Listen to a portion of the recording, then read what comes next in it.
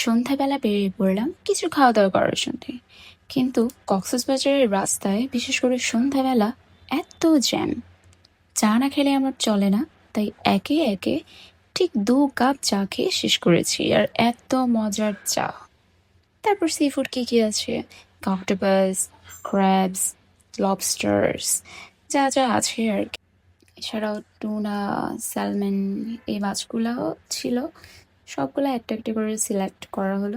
এদিকে কালো চাঁদা মাছটা হয়ে যাচ্ছে বারবিকিউ করা, ওইদিকে হয়ে যাচ্ছে অক্টোপাস ফ্রাই, টুনা আর স্যালমন এগুলো একে একে ফ্রাই হয়ে গেছে। চলে এসছে কালো চাঁদা, অক্টোপাস আর টুনা, স্যালমন, আর এরপরে হচ্ছে লবস্টার। আমার সবচেয়ে ভালো লেগেছে অক্টোপাস। সি ফুড আর জ্যোৎস্নামুখর সমুদ্র সন্ধ্যা অসাধারণ।